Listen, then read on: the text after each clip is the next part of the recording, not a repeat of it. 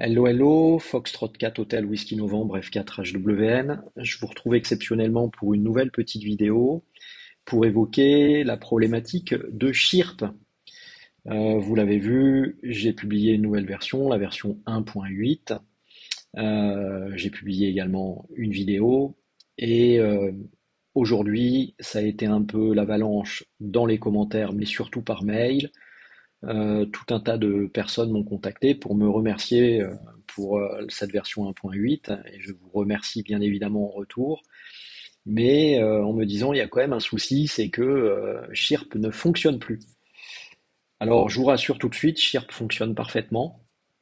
C'est juste que jusqu'à maintenant vous utilisiez Chirp d'une façon assez basique et tout simplement parce que jusqu'à maintenant mon firmware était tout simplement vu comme étant un firmware Exhumer et qui fait que du coup, comme le firmware Exhumer est reconnu en standard dans Chirp, vous n'aviez aucun souci.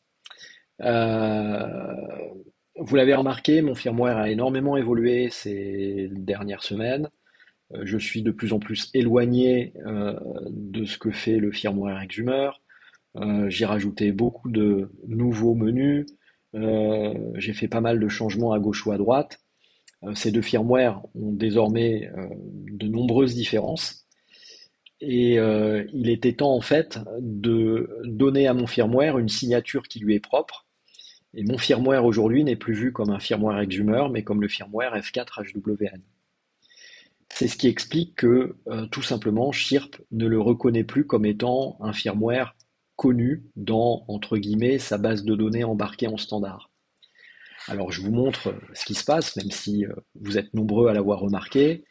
J'ai un K5, K8 qui est branché. Je vais dans le menu radio télécharger depuis la radio. Je choisis mon UVK5 ici. J'accepte. Et là, c'est le drame. Erreur de communication avec la radio. Firmware F4HWN V1. Alors, vous aurez 8. Moi, j'ai 1.9 parce que je travaille dessus. Not supported. Cliquez sur OK. Bon. C'est encore une fois tout à fait normal. Tant que vous avez Chirp d'ouvert, vous allez tout simplement aller dans Aide et vous allez valider le mode développeur. Voilà. Vous avez un message de mise en garde puisque vous allez vous ouvrir à des modules externes à Chirp qui n'ont pas forcément été vérifiés en termes de contraintes de sécurité ou ce genre de choses. Libre à vous de refuser ou d'accepter, mais si vous voulez aller plus loin, il va falloir accepter. Donc faites OK, on vous demande de redémarrer Chirp, donc c'est ce qu'on va faire, on referme Chirp et on le relance. Ça, pour l'instant, vous ne voyez pas de changement, si ce n'est que dans Fichier, désormais, vous avez un menu qui s'appelle, enfin une option de menu qui s'appelle Chargement module. Alors, vous le retrouverez dans la description, c'est également expliqué dans la description de la vidéo de présentation de la version 1.8. Vous allez trouver ce module ou ce driver sur mon espace GitHub. Ce driver a été développé par Jocelyne, indicative Victor Echo 2 Zulu Juliette Mike, et je le remercie infiniment pour la qualité de son travail et sa gentillesse de nous proposer ça, hein, et donc tout simplement, en allant sur GitHub, vous allez donc sur uv-k5-chirp-driver et le module en question, il se trouve ici. C'est un fichier écrit en Python. Donc ce que vous faites, vous cliquez, là vous allez tomber sur une autre page et vous allez cliquer sur ce picto avec cette flèche vers le bas qui au survol vous indique Download Raw File. Et ben vous téléchargez. Voilà, vous avez récupéré du coup ce module. Vous retournez dans Chirp et au niveau de Chirp, vous allez dans Chargement module, la mise en garde, pas de souci. Vous allez dans le download, vous récupérez le module en question et vous faites OK. Le fait d'avoir chargé un module est matérialisé par le fait que vous avez un bandeau rouge dans le bas de la fenêtre de Chirp. Vous allez dans Radio, vous refaites télécharger depuis la radio, vous choisissez votre port, le fabricant Quansheng, modèle, là c'est très important, vous déroulez et vous choisissez UVK5 Exhumer plus F4 HWN. C'est ça le secret, l'étape importante. Et à ce moment-là, si vous acceptez, ça télécharge.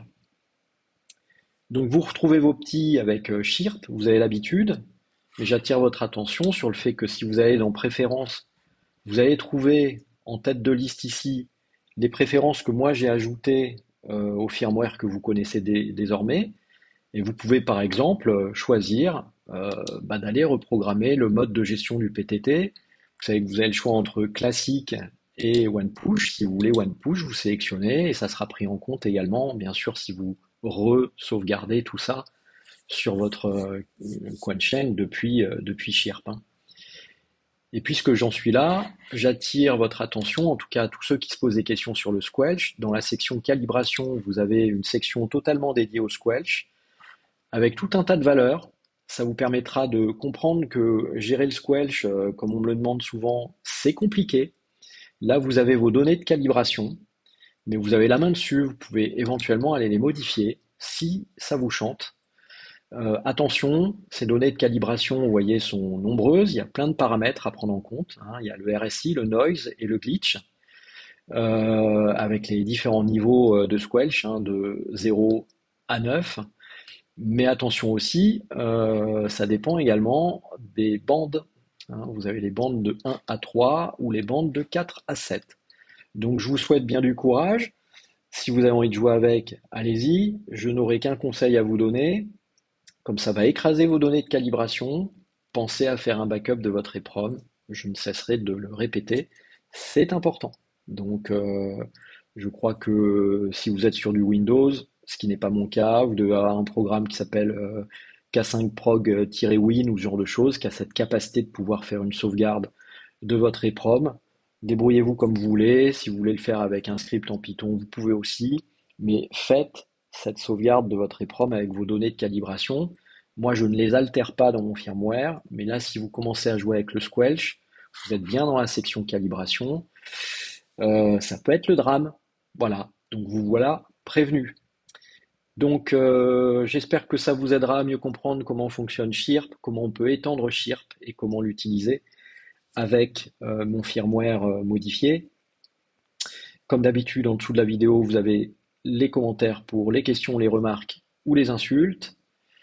Et d'ici là, écoutez, bonne découverte du firmware 1.8. Je suis déjà en train de travailler, comme vous l'avez vu, sur la version 1.9. Amusez-vous bien. Et ici 4 Hôtel Whisky Novembre qui cesse ses émissions. Ciao, bye bye.